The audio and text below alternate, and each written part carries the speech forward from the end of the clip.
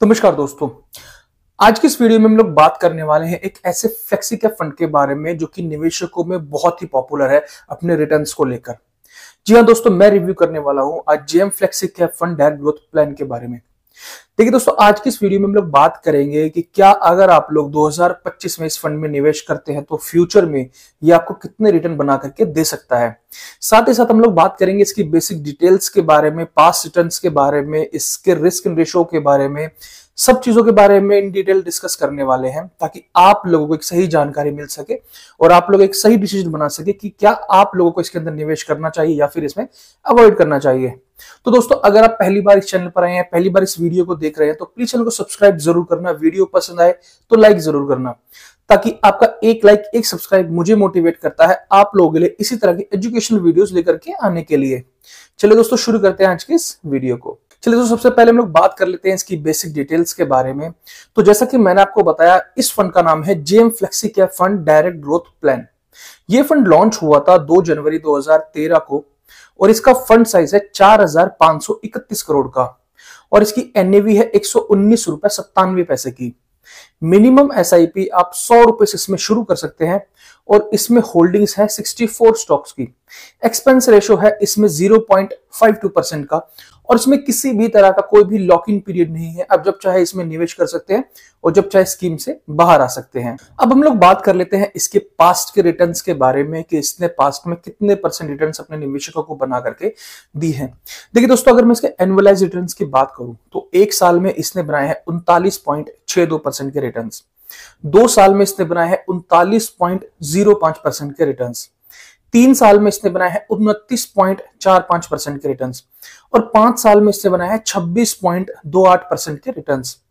10 साल में इसने बनाए हैं 19.41% के रिटर्न्स और जब से ये फंड लॉन्च हुआ है तब से लेके अभी तक इसने बनाए हैं 29.76% के रिटर्न्स। और वहीं मैं अगर बात करूं इसके बेंचमार्क से कंपैरिजन की तो आप इस चार्ट में क्लियरली देख सकते हैं कि इस म्यूचुअल फंड ने अपने बेंचमार्क को बहुत ही अच्छी तरह से बीट किया है। 2020 में जब कोरोना क्रैश आया था उस टाइम पर भी ये अपने बेंचमार्क से ऊपर ही ट्रेड कर रहा था। लोग बात कर लेते हैं इसके एसआईपी और लमसम रिटर्न्स के बारे में। एक एग्जांपल के तौर पर हम लोग बात करते हैं, अगर आज से 5 साल पहले आप इसमें 5,000 रुपए प्रति महीने के हिसाब से एसआईपी शुरू करते तो आप लोग 5 साल में इसमें 3 लाख रुपए जमा कर देते और वो 3 लाख आज की डेट में आपके बन चुके होते 6,29,014 रुपए। तो ऑलमोस्ट ये आपके पैसे को डबल कर रहा है 5 साल में। और वही मैं अगर बात करूं लमसम की तो अगर आप सिर्फ 5 साल पहले आप इसमें 3 लाख रुपए एक साथ ही जमा कर देते तो वो 3 लाख रुपए आज की डेट में बन चुके होते 9,76,434 रुपए। तो इससे आप क्लियरली देख सकते हैं कि इसने कितनी अच्छी तरह से अपने निवेशकों के पैसे को ग्रोथ किया है और कंपाउंडिंग भी इसकी बहुत ही ज्यादा अच्छी है। अब हम लोग बात कर लेते हैं इसके फंड एलोकेशन के बारे में कि किस तरह से इसने फंड को एलोकेट किया हुआ है। देखिए, इक्विटी सेक्टर में इसने लगाए हैं 98.9% और कैश में इनके पास इस टाइम पर है 1%। और वहीं अगर मैं बात करूं इनके सेक्टर एलोकेशन के बारे में कि किस सेक्टर में इन्होंने पैसा लगाया है तो जो पहला सेक्टर है वो है फाइनेंशियल, जिसमें इन्होंने लगाए हैं 20.3%, हेल्थ केयर में इन्होंने लगाए हैं 13.2%, सर्विसेज में इन्होंने लगाए हैं 10.2%, कैपिटल गुड्स में 9.4%, टेक्नोलॉजी में 8.3%, एनर्जी में 6.5%, केमिकल्स में 6.4%, कंस्ट्रक्शंस में 6.2% और बाकी अदर सेक्टर में 19%।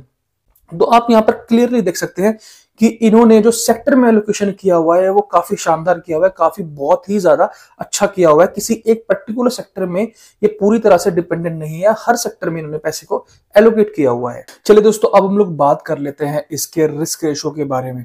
तो ये अगर मैं बात करता हूं इसके अल्फा के बारे में तो इसका अल्फा है 10.42 का और वहीं इसका जो कैटेगरी एवरेज है वो है 1.59 का।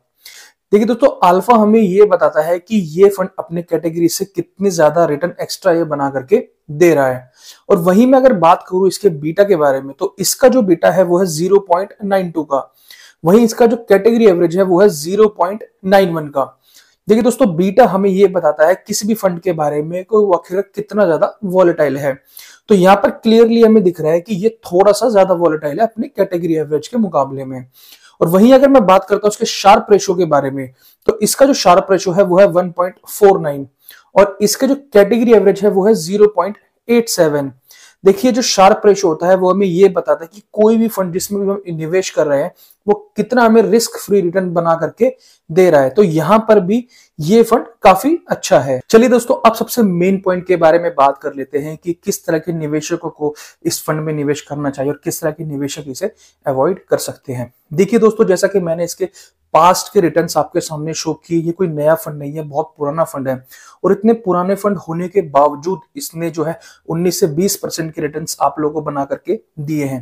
देखिए इस दौरान कितनी बार तो बजट आ चुका है, मार्केट में करेक्शन आ चुका है, मार्केट क्रैश हो चुका है। जो हाल फिलहाल का सबको पता है, कोविड के टाइम पर मार्केट क्रैश हुआ था, उस टाइम पर भी अपने बेंचमार्क से ज्यादा रिटर्न बना करके दे रहा था। तो देखिए दोस्तों, ये एक ऐसा फंड है जो हर बिगिनर्स के पोर्टफोलियो में जरूर होना चाहिए, क्योंकि ये ऐसे फंड्स होते हैं, फ्लेक्सी कैप फंड्स ऐसे फंड्स होते हैं जो किसी भी करेक्शन के टाइम में या क्रैश के टाइम में आपके पोर्टफोलियो को संभाल के रखते हैं। तो यहां पर कोई भी डाउट नहीं है कि किस तरह के निवेशकों को इसके अंदर पैसा लगाना चाहिए, किस तरह के निवेशक इसे अवॉइड कर सकते हैं। अवॉइड का तो कोई सवाल ही नहीं उठता। जरूरी नहीं है कि आप इसी फंड में पैसा लगाएं। इसका जो कॉम्पिटिटर है पराग पारेख, वहां पर भी आप पैसा लगा सकते हैं। अगर आप लोग चाहते हैं कि जेएम फ्लेक्सी कैप और पराग पारेख का जो कंपैरिजन है उसकी वीडियो लाई जाए, तो आप मुझे कमेंट सेक्शन में बता सकते हैं। मैं इनकी कंपैरिजन वीडियो भी आपके सामने लेकर के आऊंगा। तो रही बात ये कि आप लोग इसमें निवेश करें या ना करें, 2025 में कितने परसेंट रिटर्न आपको बना करके दे सकता है। देखिए दोस्तों, अभी तक अगर आप लोगों ने इस तरह के फंड में निवेश नहीं किया और आने वाले टाइम में आपका हॉरिजन आने वाले 10 से 15 साल का है, तो आप लोग बिल्कुल इस फंड को एक बार कंसीडर कर सकते हैं। अपनी जो भी रिसर्च है वो जरूर करें कि क्या आपके रिस्क के अकॉर्डिंग ये फंड मैच करता है या नहीं करता है। रही बात रिटर्न्स की, तो ये बहुत ही अच्छे रिटर्न्स आपको बना करके देगा। मैंने इसकी रिस्क रेशो भी आपको बहुत क्लियरली समझा दी है। आई होप मेरा मैसेज आपको बहुत क्लियर पहुंचा होगा। अगर आपको ये वीडियो थोड़ी वैल्यूएबल लगी है तो प्लीज चैनल को सब्सक्राइब जरूर करके जाना, वीडियो को लाइक जरूर करके जाना। Thank you so much, have a nice day.